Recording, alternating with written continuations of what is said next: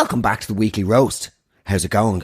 ¿Cómo estás? Welcome back. Bienvenido. Welcome back, guys. Chicos. Hola. Welcome back, chicos. ¿Cómo hay hearts? Y ¿cómo hay heads? Welcome back to the roast, Mortem, guys. How's it going? How are your hearts? And of course, how are your heads? Guys, I'm lying here in my bed in Ibiza in the hotel. I've done that insane, inane, deranged thing wherein we've booked a flight which doesn't leave until 11 p.m. tonight. Hell on earth. That is genuinely a death sentence. Mandela did 27 years. This is worse. This is genuinely worse than who are those three lads that got falsely imprisoned for the west of Memphis? There's a great documentary about them. Anyway, booking your flight on the end, your home flight, Ryanair at 11 p.m. is the worst thing in the world, because now we've got this whole day where I'm in the hotel, but I'm walking around like a fucking ghost. I don't feel like I'm here. I feel like Bruce Willis in The Sixth Sense. I can see the fun happening, but I'm not participating in the fun. Do you know what I mean?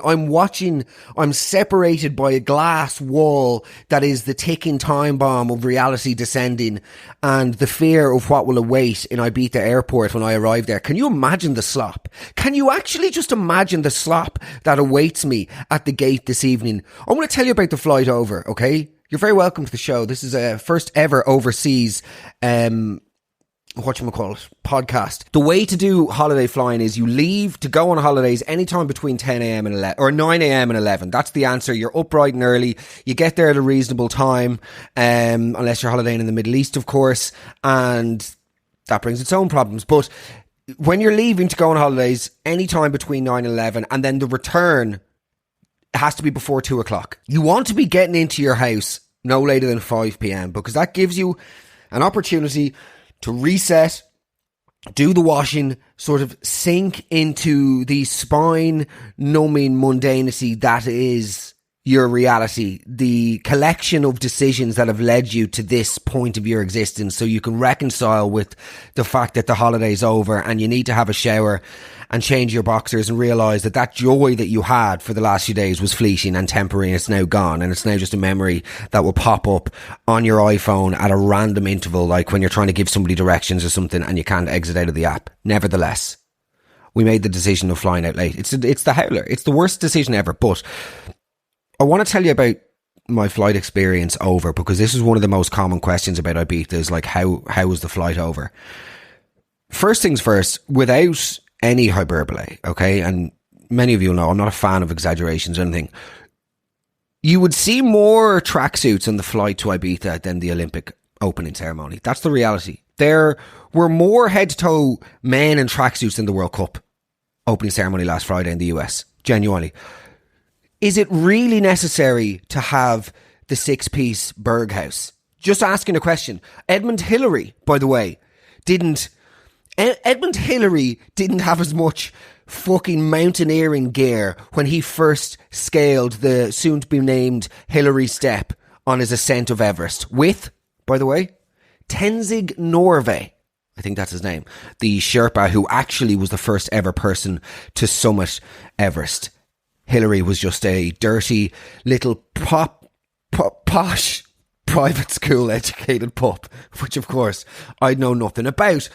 Anyway, you get in the flight. The flight is hell. That's just the reality. The flight is hell. The only barrier between me and bringing Rosie and Darren to Ibiza in the future would be the flight. I don't know how I could do that flight again with a little baby, just because there is an element of slop that is very rarely seen. Some of the conduct I saw on that plane was more of an insult to aviation than the concept of kamikaze bombing. Do you know what I mean? Like, there were guys there singing DJ Watso, Hey, Hey, Baby. You know that tune? Hey, baby.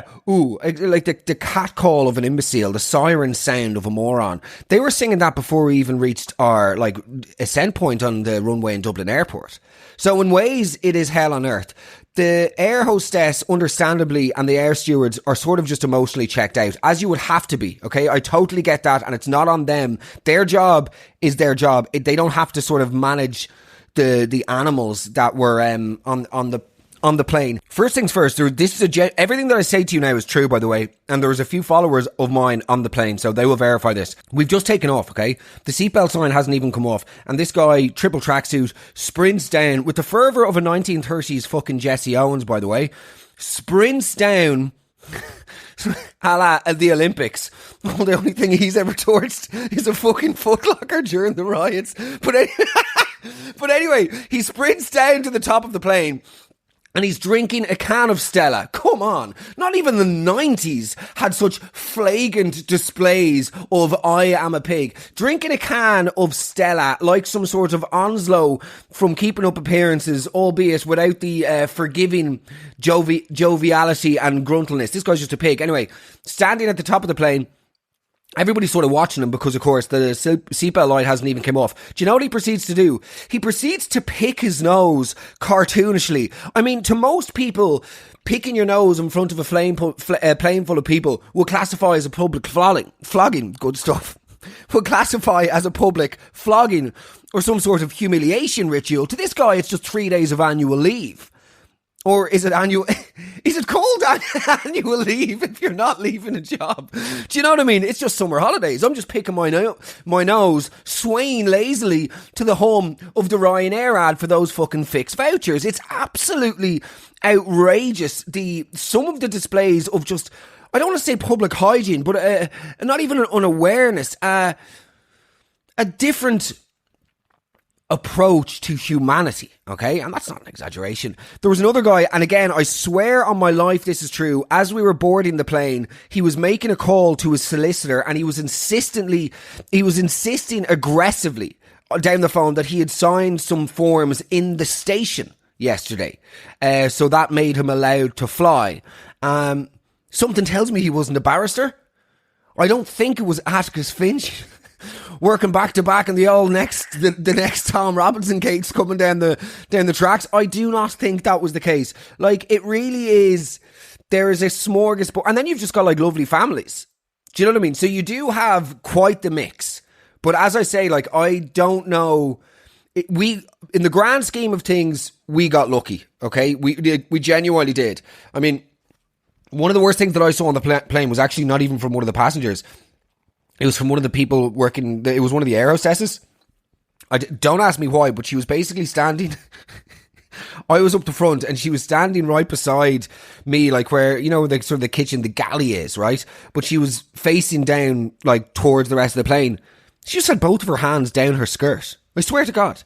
Both of her hands down her skirt, like, sort of, you know, like holding on to her breeches almost, but like as if she was a cowboy about to tap dance. You know the way they do that? But her fingers, like, were inside the skirt. Genuinely like a cartoon cowboy about to do a line dance. I've never seen anything like it. How fucking mollycoddled do your fingers need to be that if they dip even slightly below room temperature at 33,000 feet, you need to run them through the pubes for a bit of insulation? How warm do the mitts need to be before you serve a few cups of tea? You're not a surgeon on the beach of Dunkirk blowing on his paws before rubbing iodine over someone's belly where he's going to make a relatively, let's be honest, a death-inducing fucking incision. You're doing a 3-hour flight I just couldn't believe it. 2 hands down the skirt before offering me a can of Pringles. Yes, please. And a Twix. Do you have any sparkling water? No. Do you have a toasted ham and cheese sandwich that has cheese hotter than the sun that wouldn't cool down to an edible temperature until the next fucking Vesuvius? We can't mention Pompeii again on the pod.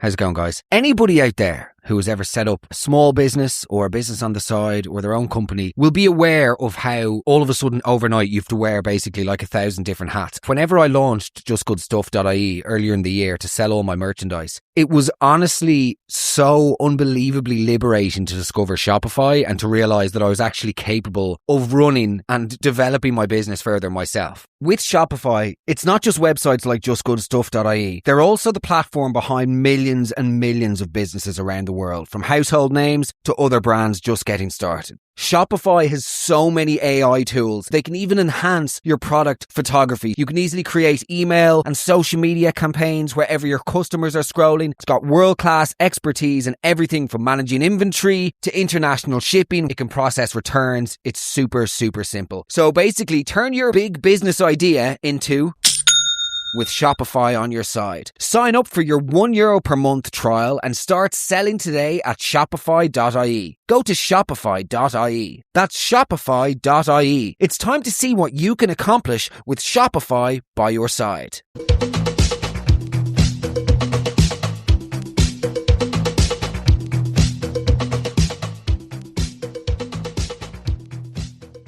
Anyway, aside from the kangaroo style sort of minge fingers, the plane was fine. The plane was grand.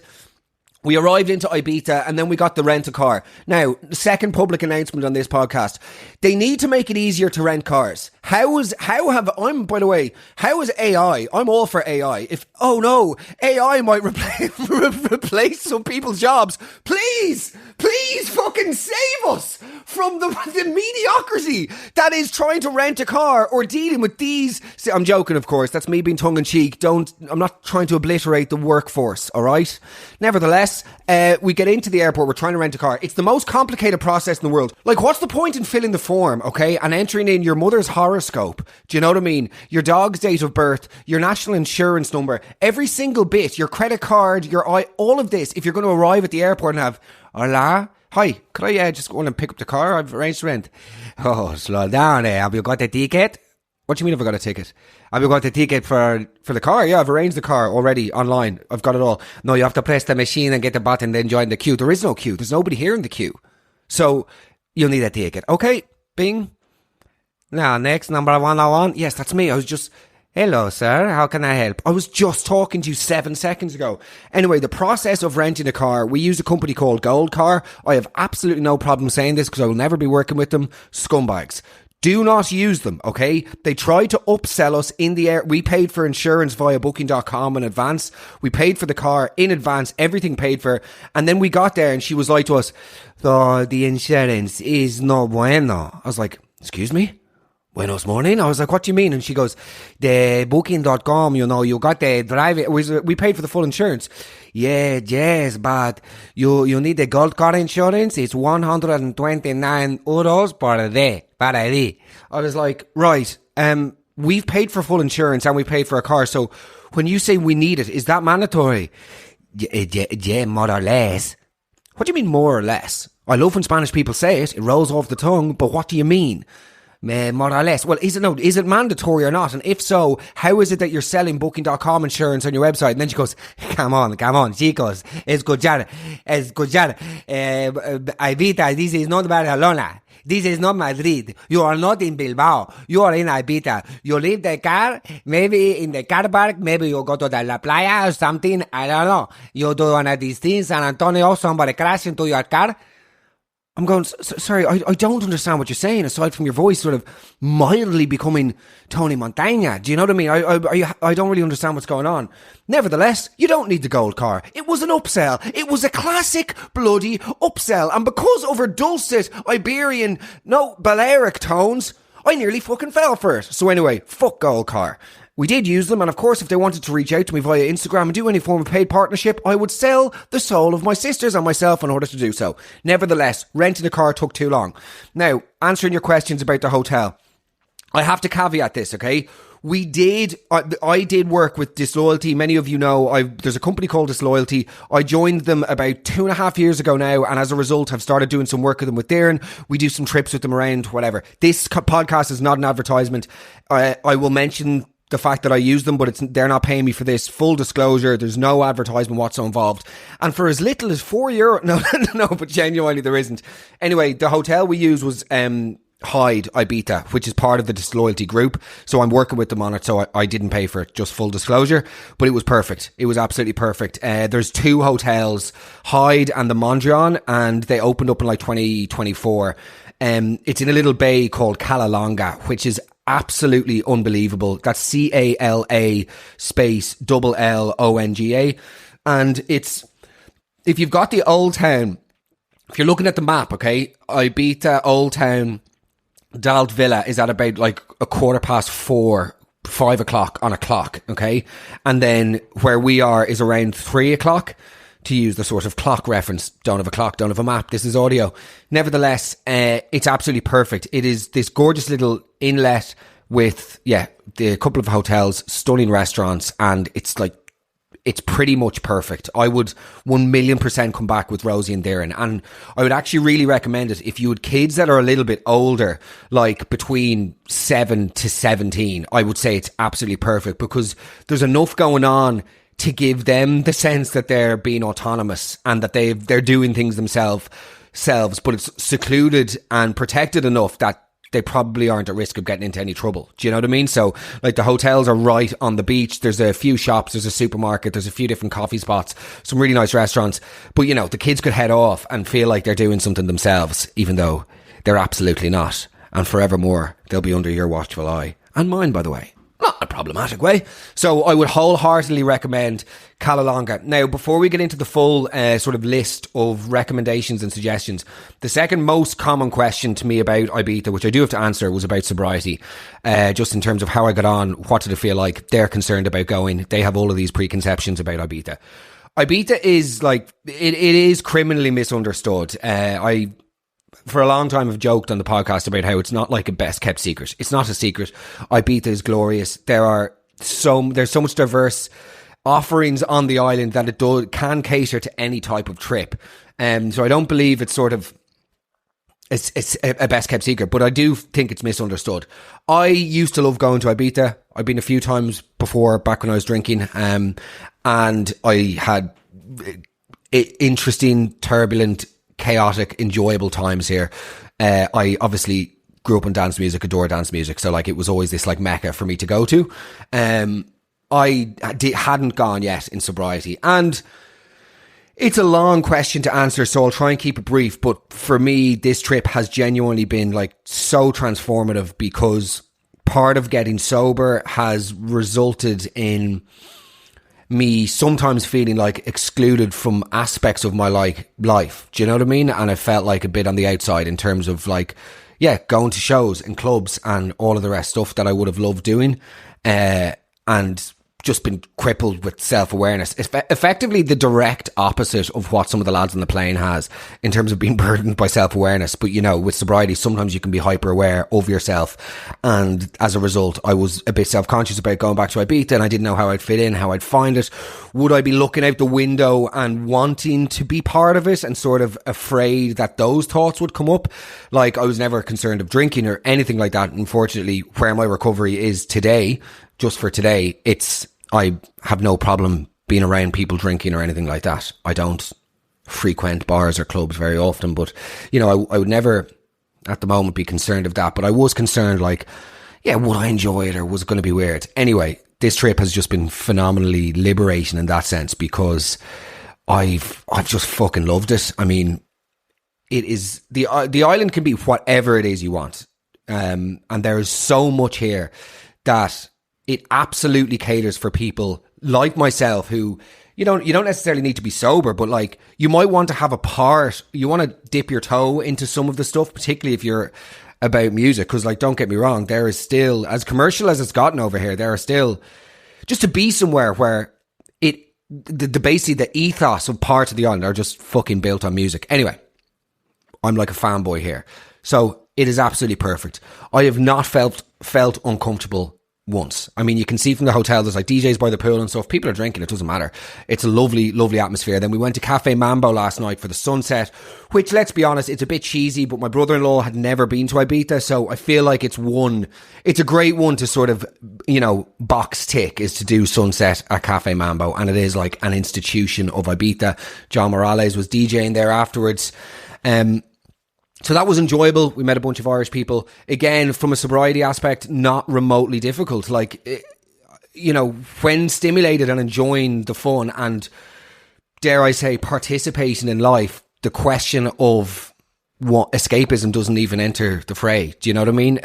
It's more when you have, for me at least, psychologically, if I'm on that outside feeling, that's when I really want to want to escape. It's all a bit complicated. However, so yes, in short, I would really recommend it if you are sober, or if you're sober curious, or if you're just not like a major party person. I would not let that stop you. Like, the island is breathtaking, and to be somewhere where there is just so much good music in so many places all the time, it's absolutely overwhelming. I do find, though, almost like, do you ever get this? Okay, I put this thing up about the holiday asking for recommendations. Do you ever get when you ask for people for recommendations for a holiday and you get so many, before your holiday you almost get depressed because you're like, well, I'm never going to be able to achieve all of these things, so I can't even make a dent in it. I sometimes get the same feelings about life or like books, you know what I mean? Even if I was to start reading a book every day now for the rest of my life until I die, I won't ever be able to read all of the books, and there's something sad about that. But in a way, like with Ibiza, it's almost like I've been here for 3 days, I've seen fuck all, like in terms of music, so there is just so much to do at all times. But just to be very clear on the sobriety piece, it is still Ibiza, and there is still the presence of people getting fucked up all the time in most places. So that could be triggering to anybody if you are sort of, especially people who new on their journey, or if you're on a volatile place in your recovery or whatever. So that's just something to be mindful of. And obviously it all depends, like with most of sobriety and recovery, who you're with. Like, I'm here with my brother-in-law, we have a great relationship, and I can be fully transparent with him about how I'm feeling, the way I'm feeling at all times of the day. So like, just don't be like, oh, Megan told me to go to Ibiza and I ended up fucking taking a swill of what's that horrendous tune that is more of an assault on the ears than a scabies diagnosis. I took a pill in Ibiza, whatever. Anyway, long story short, I'm not advocating everybody to nip off to Ibiza if you're 3 weeks sober. I'm just saying, I would not let it stop you, particularly if you're into your tunes. Now, let's get into the suggestions. Let's move away from the sobriety. Let's move away from B. How's it going, guys? Anybody out there who has ever set up a small business or a business on the side or their own company will be aware of how all of a sudden overnight you have to wear basically like 1,000 different hats. Whenever I launched justgoodstuff.ie earlier in the year to sell all my merchandise, it was honestly so unbelievably liberating to discover Shopify and to realize that I was actually capable of running and developing my business further myself. With Shopify, it's not just websites like justgoodstuff.ie. They're also the platform behind millions and millions of businesses around the world, from household names to other brands just getting started. Shopify has so many AI tools. They can even enhance your product photography. You can easily create email and social media campaigns wherever your customers are scrolling. It's got world-class expertise in everything from managing inventory to international shipping. It can process returns. It's super, super simple. So basically, turn your big business idea into with Shopify on your side. Sign up for your €1 per month trial and start selling today at shopify.ie. Go to shopify.ie. That's shopify.ie. It's time to see what you can accomplish with Shopify by your side.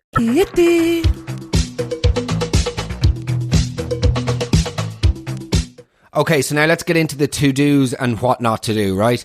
And again, bear in mind, I am absolutely biased because I love this island, I love this place, do you know what, like, I'm attracted to anywhere where there's a complete mix of people, and there's also, like, just beneath the surface, there's always very interesting stories to, like, the people that are here. The natives are very interesting in their own right, but then, of course, you get loads of people who have, like, ended up in Ibiza. Do you know the way West Cork, okay, has got this, like, array of characters, and not just the sort of bohemian, self-grandiose perverts, but, you know, like an interesting collection of people who have somehow ended up there to build lives. Like, you do have that in Ibiza. I remember chatting to a waiter on the first night who's this Parisian guy, used to work as a diplomat, and he said he was driving down the Champs-Elysees, didn't know you could drive down that, but was coming down the Champs-Elysees one day about 8 years ago and just looked up and was like, I'm so depressed. And then he just moved to Ibiza. And now he works in a bar. So a fiscally crippling move by Pierre there, and he will be back with his baguette between his legs in less than a week. No, but you know what I mean. I would have stuck to the onion soup, garçon. No, You do meet so many interesting people, and that's why I do like Ibiza, that there is a complete mix. So I'm sure there are people listening to this who come to the island like and have done for many years and will be like, that clown has only is barely scratching the surface. And you'd be dead right. This is just top level stuff. It's a collection of the things that I've been suggested and recommended, and my experiences, and only my experiences. Now, first things first, where to stay. I think Calalonga is probably where I will continue to stay. I'd love to come back with Rosie and Darren. Like, it's basically 10 minutes south of Santa Eulalia, which is like a really, really nice area populated by families. But I like Calalonga because it's in and of itself, and also you're sort of close to the old town. You're about a 20-minute drive to the old town, 12-minute drive to Santa Eulalia, and then if you want to go up around the north side of the island, which is what we did, it's just really well primed.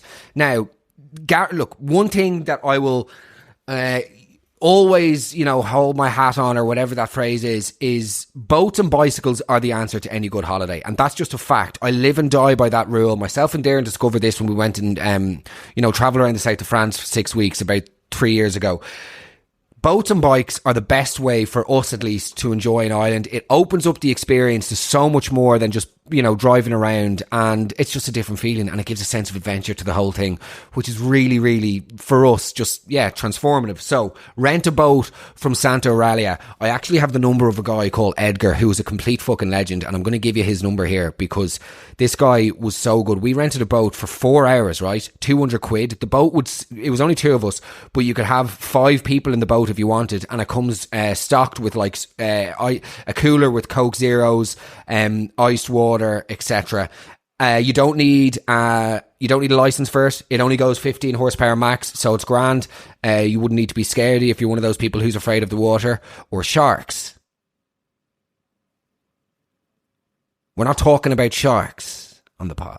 Nevertheless, his name's Edgar, and his number is +34 638 945493. That's +34 638 945493. Give him a WhatsApp and he will sort you out. We took the boat, and that's where we went all the way up north, and there are some unbelievable beaches, which I'm going to read out now. There's one secret swimming spot that is fucking, like, honestly, one of the nicest places I've swam. If you go on the map, okay, if you go on Google Maps, you come out of Santa Eulalia and you go up left. Don't bother going down south. You don't need to do it. Go up left, okay? And then there's Playa Blanca, which is lovely. There's another one. Stay with me one sec.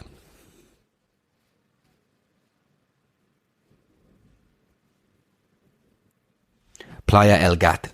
And it's this secret little cove, which I posted on Instagram yesterday, and it's the nicest place I've ever swam. It's absolutely breathtaking. So I would wholeheartedly recommend to take a boat out and do that. You drop it back to Santa Eulalia. As I said, 4 hours. If there's 5 of you on the boat, it's less than 50 quid each. And it's just, gorgeous. Jumping in and out of the boat. The water's crystal clear. There's a ladder. It's very easily done. And it's shaded as well. If some of you sort of Irish dungeon perverts don't like getting your mushes into the grain, you can be shaded and relaxed. As I said, wholeheartedly recommend. Santa Eulalia is beautiful. We went up around the northwest. There's also a place. Now, this is the place that I posted about that the people went wild. Obviously, I don't have TikTok, so please don't fucking post this on TikTok if you're on TikTok, because these places are so beautiful. They deserve to be preserved rather than destroyed and inundated with gimps. But Gaia Mastea, right, is this secret little cove on the northeast of the island. And it's like, you wouldn't know it's there, right? They don't have an Instagram. They don't have a website or anything like that. I can give you their WhatsApp number. They have 2 sittings. It's this one little cove. There's only one restaurant, right? And they go out and catch fish that morning, and that's the lunch. There's no menu, and there's just open fire with coals. I called it a barbecue on Instagram, but obviously I don't know what the correct terminology is. It's like a fucking full café of some sort. Just a bit of Irish Celtic cooking knowledge for you there, you culinary gimps. But anyway, it's gorgeous fish cooked on open hot coals, and it's 11:30 and 2 p.m. They only do 2 sittings every day, and it's basically you pay per head, and then they just give you all that fish and then like white wine. So it would be, as I said to Rory, my brother-in-law, is like, that's one of those ones that if I was drinking, you'd be like, one of the best meals of your life. So you can WhatsApp them. I'll give you their number. One sec. Have you ever seen a ghost in the wind? Have you ever seen a ghost? Have you ever seen a ghost in the wind? Have you ever... +34 +34650797633. That's +34650797633. Absolutely life-changing. That's Kaya Kalamastea, Mestella. And that's also, by the way, on the northeast of the island. So it's around a 15-minute drive as well from Calalonga, where we're staying. So again, would wholeheartedly recommend it. Now, we'll get into restaurants real quick because I'm going to have to go downstairs to the pool and try and get some sort of tan going on before I fly home through this hellhole that is the midnight Ryanair line. So, restaurants that we ate in, okay? We ate in La Oliva in the Old Town on the first night. Absolutely sensational. Gorgeous food. I had a Iberican pork, which was cooked spectacularly well. And it was just divine. Rory had, what did he have again? Beans, egg and chips, I think. So we both loved what we got. No, I'm joking. No, he actually had the beef tartare, which was lovely, and he enjoyed it. So I would hold La Oliva. We tried to book, but you couldn't. Just rock up. Old Town, basically get to the Old Town and walk up to the very top. There's loads of slop in the Old Town by the marina. Don't go near it, like with all your shisha bars and your hookah. When you see hookah and an English muscly person with tattoos, get out of there. Just get out of there. If you can see the tribal tattoo, but the guy has as much in common with a tribe as... don't know, I haven't thought that one through, but basically if you see an English person with tattoos and hookah pipes, get out of there. You're in the wrong place. Go to the Old Town, the Dalvia, and then go up the top, and it's just, again, so many beautiful restaurants. But the La Oliva is sensational. Here's a rapid fire list of restaurants that I got from a friend of mine who has a house in Calalonga, by the way. And here is the full list, and a 1 and a 2 and a 1, 2, 3. Bes, B-E-S, La Escalera. Do you know what? I'm just going to post all of these below. There's no point in me reading them out. But La Oliva is absolutely fabulous. We also went to the Elements Beach Club. Glorious. Insanely good food. Like, genuinely insanely good food. That's on the other side of the island, but it's worth the drive. Cafe Mambo is perverted, commercial, and a bit cringe. But you know what? It's great crack. And it's a good way of dipping your toe into the nightlife that's, like, chilled. And it's in San Antonio, but not the sloppy part. Where else do we eat? I can't even remember. That's pretty much it. This is almost half an hour. Surely you can do some Googling. Do you know what I mean? Do some Googling. Anyway, guys, thank you so much for listening. I've missed you when I'm away. I fucking love podcasting more than life in it. Well, not more than Rosie, not more than Darren or the rest. But you know, it's just something to say. It's just saying that I enjoy working on holidays. Nevertheless, if you've any other questions, hit me up. Playlist is linked below. I love you. Back to you next week. Peace.